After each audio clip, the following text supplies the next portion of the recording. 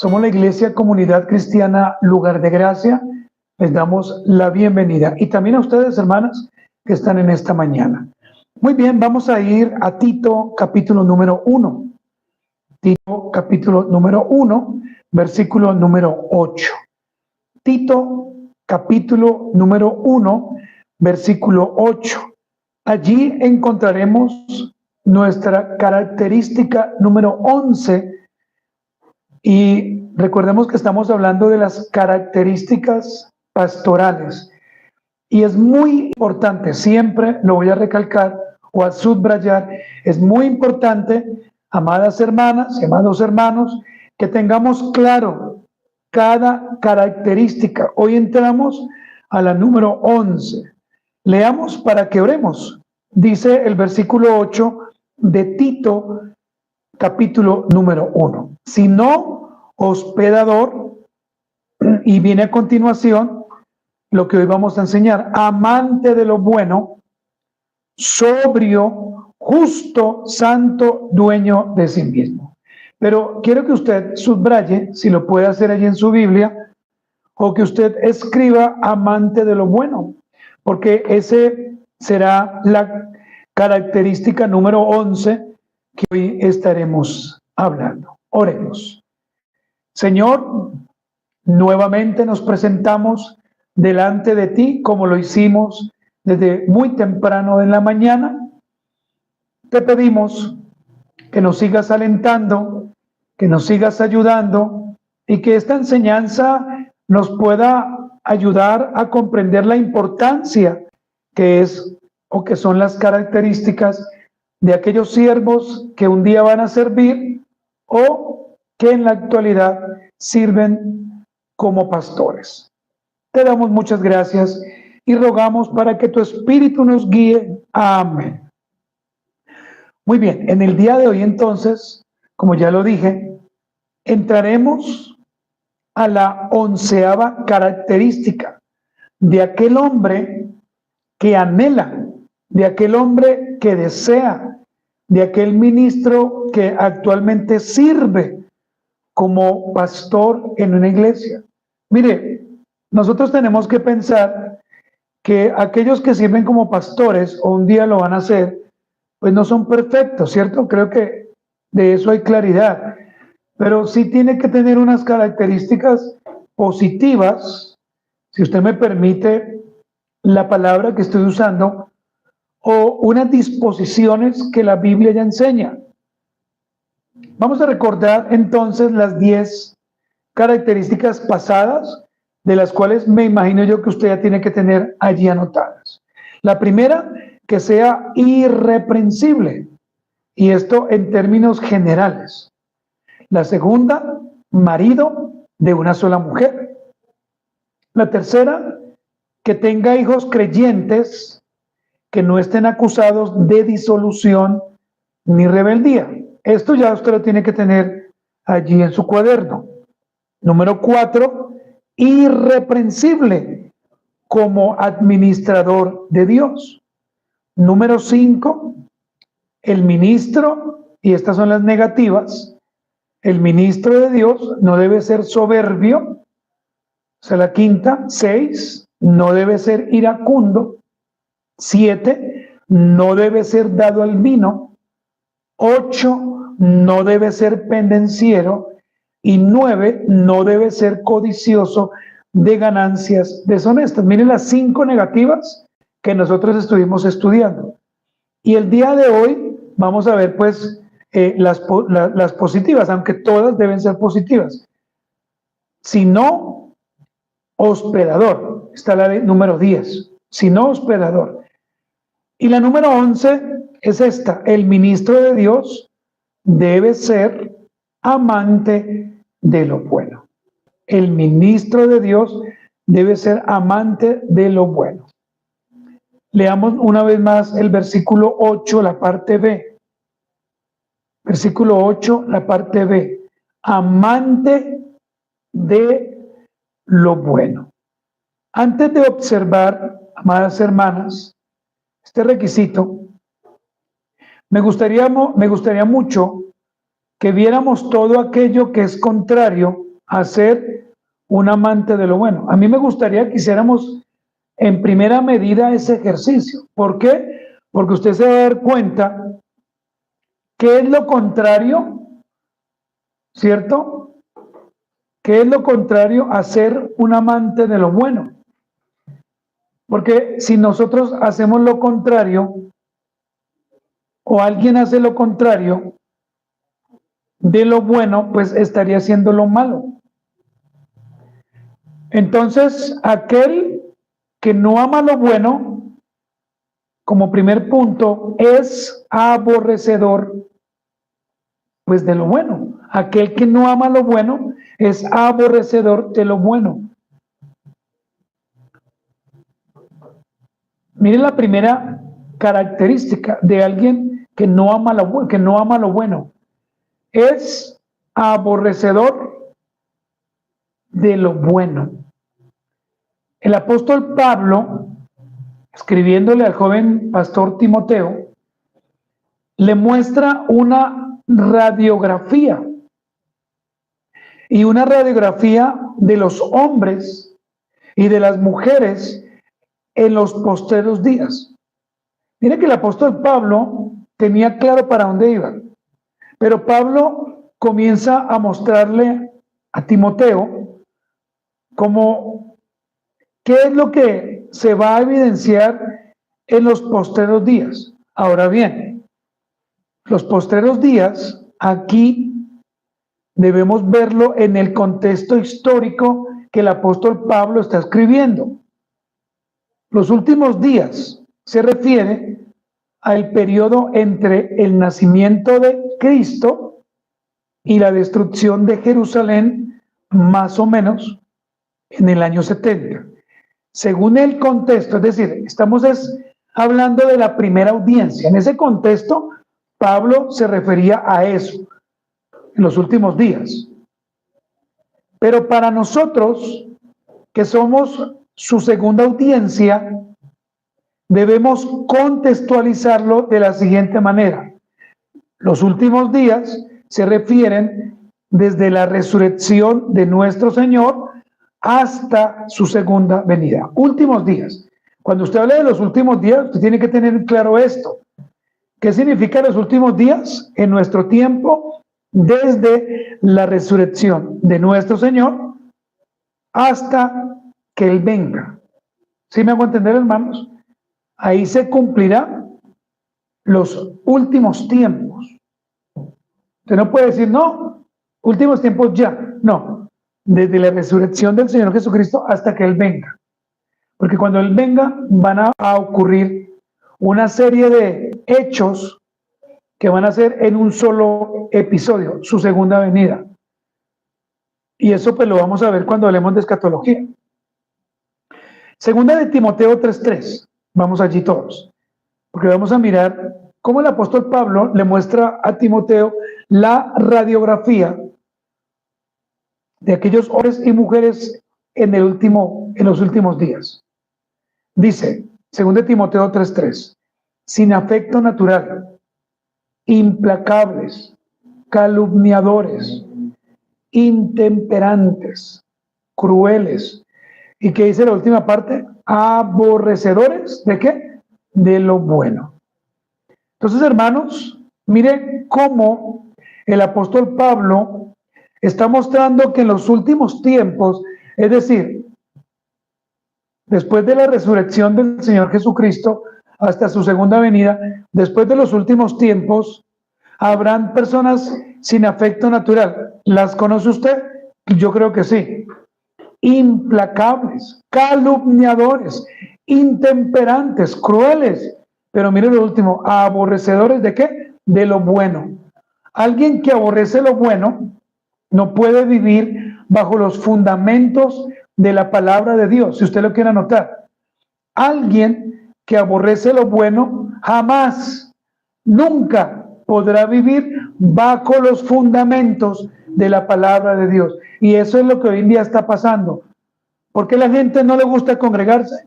Porque aborrece lo bueno. Así de fácil. No le gusta lo bueno. Y esto que hacemos es bueno. Y es bueno en gran manera. y como aborrece lo bueno, pues no puede vivir bajo los fundamentos de lo que la Biblia enseña. ¿Qué dice la Biblia? Que debemos hacer lo que la Biblia enseña. Entonces, alguien que aborrece lo bueno no puede vivir bajo los fundamentos de la palabra de Dios. Segundo, alguien que aborrece lo bueno, miren lo que está haciendo, está rechazando a Dios, está rechazando a Dios y todo aquello que Él ha creado, incluyendo sus hermanos. Por ejemplo, cuando alguien no se congrega, ¿sabe qué está haciendo? Está rechazando a Dios, así de fácil, no le interesa. Algo más importante para esa persona tuvo que haber venido ese día.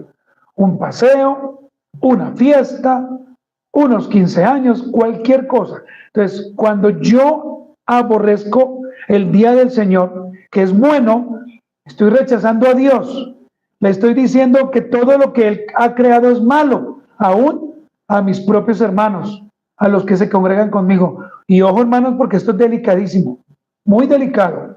El hecho de usted no congregarse el día del Señor, el día de usted aborrecer lo que es bueno, terrible. No tomar la cena del Señor es algo que usted, si lo hiciera un día, está aborreciendo lo bueno. Número 3.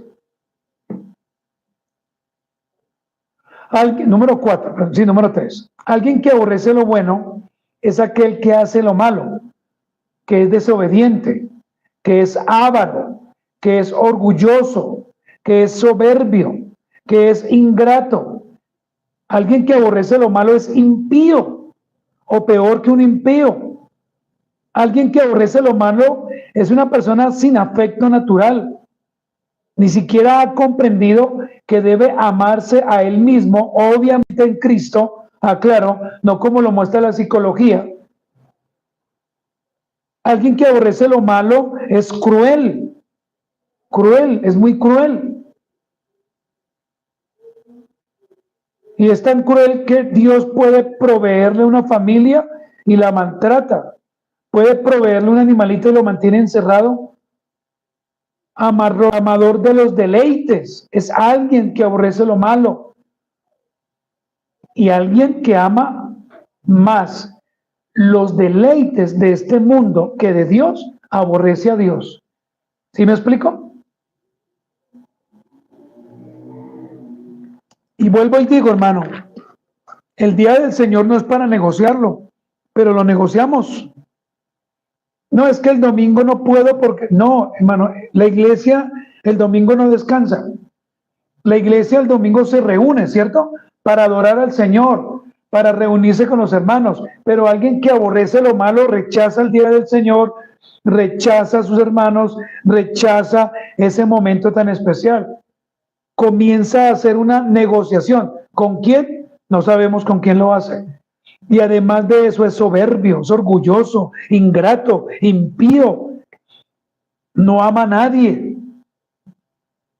Es vengativo, es desobediente.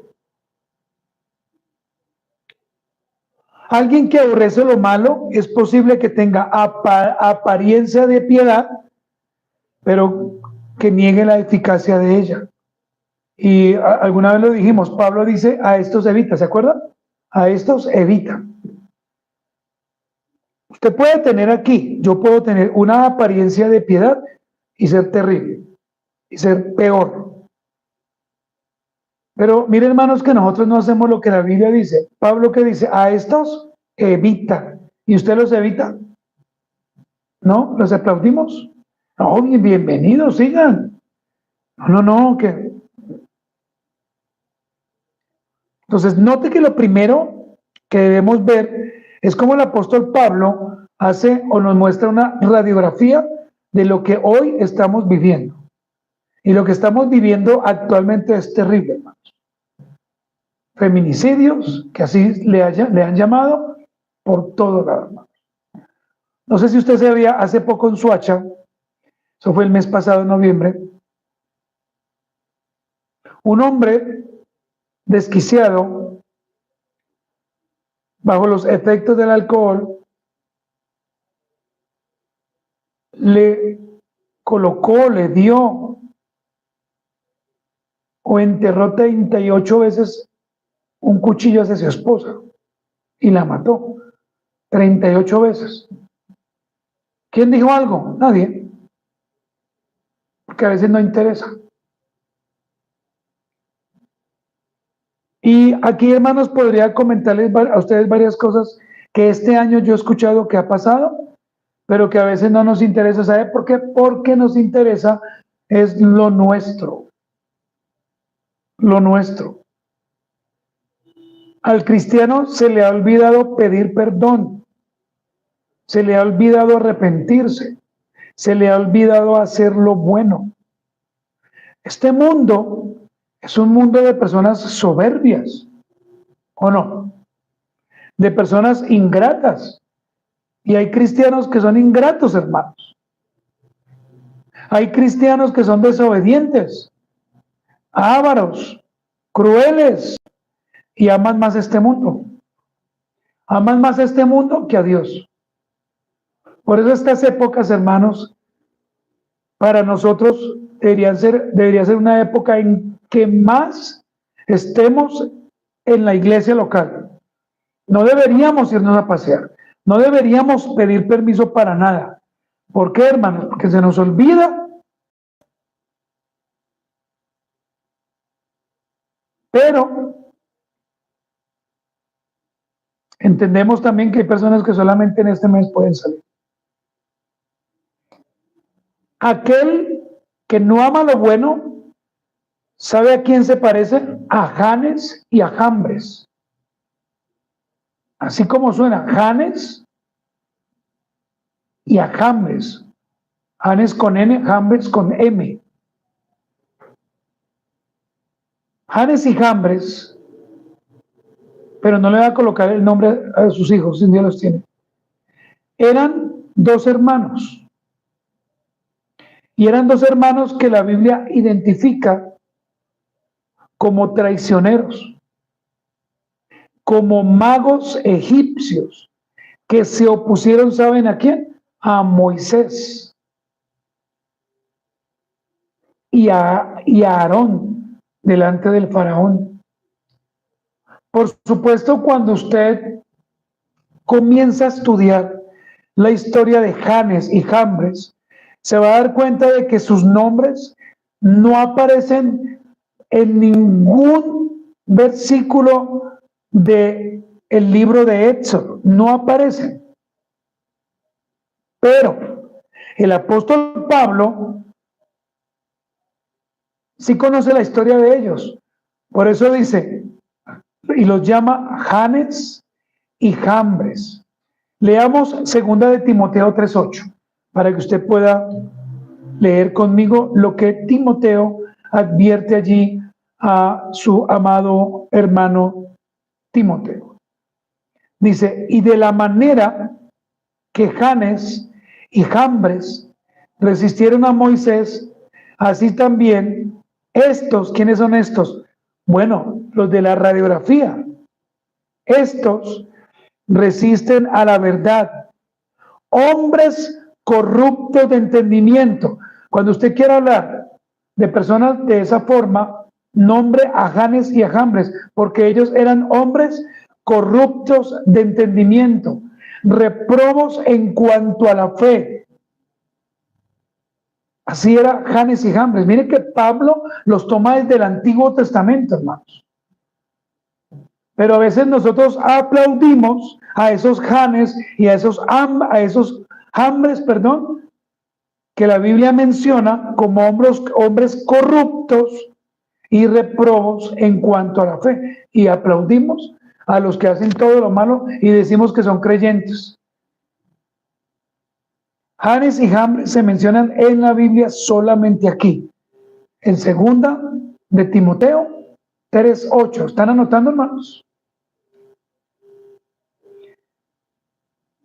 Ahora, los Janes y los Jambres actuales, ¿qué hacen? Primero, resisten la verdad. Eso hacen. Resisten la verdad. O sea, ustedes les hablan la verdad, no les gusta, se molestan. Usted le puede decir, usted se parece a Janes o a Jambres, no a James, no, sino a Janes y a Jambres. Segundo, son hombres corruptos de entendimiento, es decir, tienen un conocimiento y un entendimiento corrupto. Se han corrompido terriblemente, pero terriblemente están corrompidos. Tercero, reprobos en cuanto a la fe. ¿Qué significa reprobos? Pues que están reprobados por el Señor. Que el Señor de ninguna manera aprueba lo que ellos hacen. Pero nosotros sí aprobamos lo que algunos hermanos hacen y les aplaudimos. Y les decimos, oiga, bien, oiga, ¿sabe que está bien eso? Cuando sabemos que ni siquiera va de la mano con la Biblia. La frase, que es una frase compuesta, amante de lo bueno, se toma del griego filagatos o filagatos. Filagatos, como suena, pero al final T-H-O-S. Permítame decirle palabra por palabra. F-I-L-A, fila, G-A-T-H-O-S.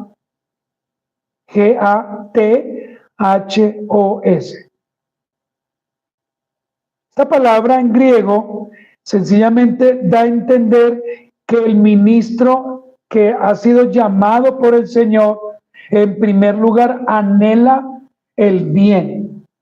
Anhela el bien. Por eso un pastor siempre va a querer el bien para los hermanos. Va a querer tener una iglesia, hablando de lo físico, un templo bonito, organizado, que todo se vea bien, que los hermanos estén bien. Esta palabra filagatos, si así se puede pronunciar, es alguien que anhela el bien, anhela el bien. Segundo, amigo del bien, amigo del bien. O sea que un pastor pues no va a andar con gente perversa, les va a predicar, sí, pero no va a andar con ellos. Amigo del bien, amante de la bondad, amante de la bondad. Mire que amante de lo bueno también significa esto, amante de la bondad. Inclinado al bien, como otro, inclinado al bien. Estamos hablando de amante de lo bueno, ¿no? Inclinado al bien. ¿Qué más? Esta palabra en griego también traduce a alguien que hace el bien siempre. Hace el bien siempre cuantas veces sea necesario. Por supuesto, hermanos, tenemos que pensar que el pastor va a aprobar lo que es bueno, no lo que es malo. Por eso él procura hacer siempre lo bueno cuantas veces sea necesario. La frase amante de lo bueno significa prácticas sanas, buenas costumbres dentro y fuera de la iglesia local. Pero mire que aquí hay un principio, mayormente en su casa, junto a su esposa, si la tiene, y junto a sus hijos, si los tiene. Entonces, ese pastor o ese hermano va a practicar sanas y buenas costumbres, pero dentro y fuera de la iglesia local, mayormente en su casa, junto a su esposa y junto a sus hijos. Amante de lo bueno también significa una persona que se relaciona con aquellos que se identifican con lo bueno. Entonces, mire lo importante, no solamente que es identificarnos, sino también hacer amigos de aquellos que hacen lo bueno. Lo que quiero decir es que creamos lazos de amistad Y esos lazos de amistad son genuinos. Por eso, aunque amamos al Señor, no nos identificamos con todos los hermanos. ¿Sí me explico? Con todos. Y esto sucede también en general. En la universidad, con todos no nos identificamos. En el trabajo, con todos no nos identificamos, ¿cierto? Y aún en la iglesia local, con todos no nos identificamos. Pero si nos relacionamos, ¿por qué? Porque hacen lo bueno. Y además de eso, rechazamos todo aquello que nos puede llevar a hacer lo malo. Entonces, mire, nos relacionamos con buenas personas, con aquellas que hacen lo bueno, pero rechazamos a aquellos que hacen lo malo. ¿Qué más significa amador de lo bueno? Es alguien que imita a Cristo.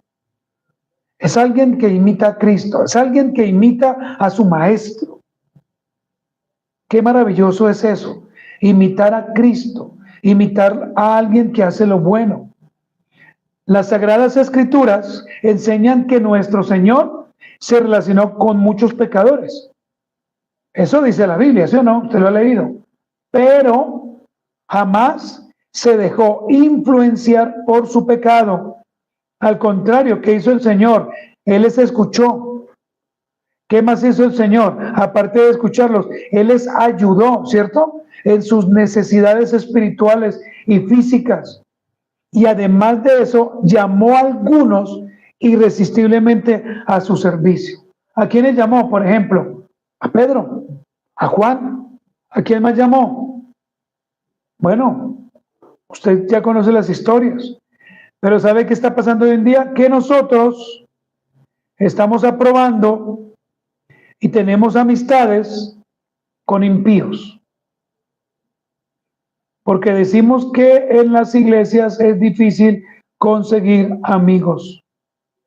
Y lo peor, nos estamos relacionando con personas que nos están inundando nuestra cabeza de cosas que no están bien. Y aún así, ¿sabe qué hacemos? Decimos, ah, sí, esto es lo bueno. Ah, sí, es que así tiene que ser. Pero la pregunta que yo a usted le hago en esta mañana es la siguiente. ¿Usted está tomando aquellos buenos consejos o usted está tomando los malos consejos que a usted le dan? Permítame leer un versículo paralelo, pero léalo usted conmigo también. Filipenses 4:8. Por favor, vaya conmigo a Filipenses 4:8. Porque es necesario, hermanos, que tengamos claro este concepto. Filipenses 4:8. Por lo demás, hermanos, todo lo que es verdadero, todo lo que es honesto, todo lo que es justo, todo lo puro, todo lo amable, todo lo que es de buen nombre. Si hay alguna virtud, si hay virtud alguna, discúlpeme, si algo digno de alabanza, piensen, en esto piensen. Todo lo verdadero, todo lo honesto, todo lo justo, todo lo puro, todo lo amable, todo lo que es de buen nombre, si hay virtud alguna, si hay algo digno de alabanza, en esto piensen. Mire que ni siquiera dice que lo hagan, sino piensen. Ahora, piense usted con quién se rodea. Piense usted qué habla. Piense cuál es su comportamiento. Piense usted cómo piensa hacia otros. Ahora, si eso que usted piensa es bueno, pues qué bueno, ¿cierto? Qué chévere. Pero si usted piensa para mal, pues revisémonos todos. Amante de lo bueno es alguien que aborrece todo lo que es malo. Todo lo que es malo. No puede aborrecer algunas cosas buenas y aplaudir lo malo. Por ejemplo, está en el colegio y alguien le hace bullying, pero como a usted no le cae tan bien, entonces usted aplaude y se burla de él o de ella. ¿Está siendo como hipócrita, eso no? O en el trabajo. Uy, mire que hizo esto mal. Ojalá que lo saquen. Porque usted no estaría amando lo bueno. y mucho menos como creyente. Por eso, hermanos, debemos pensar diariamente cómo es que nuestra mente está pensando. Muy bien, vamos a mirar, hermanas, algunas aplicaciones que usted, valga la redundancia, puede aplicar y yo también en la vida. Primero, el fiel y sabio ministro hace el bien siempre, cuantas veces sea necesario. El fiel y sabio ministro hace el bien siempre, cuantas veces sea necesario. Segundo, alguien que quiere hacer lo bueno, alguien para agradar a su Señor debe pensar en cosas buenas, ¿sí o no? Para yo hacer lo bueno y para yo agradar al Señor, ¿en qué tengo que pensar? En cosas buenas. Usted no puede pensar en cosas malas. Si usted piensa en cosas malas, usted ya no está agradando a Dios. Así de fácil. Me cae mal, voy a hacerle la vida imposible, ahora sí espérese todo lo que viene. ¿Está agradando a su maestro? No. ¿Está agradando al diablo? Sí, es su maestro. Lo último, el fiel ministro jamás, o la persona fiel en el Señor, jamás se cansará de imitar a Jesucristo. El Señor de lo bueno, el Señor perfecto, el Señor fiel, el Señor eterno. Jamás, jamás, jamás. Póngase sobre sus pies en esta mañana, por favor.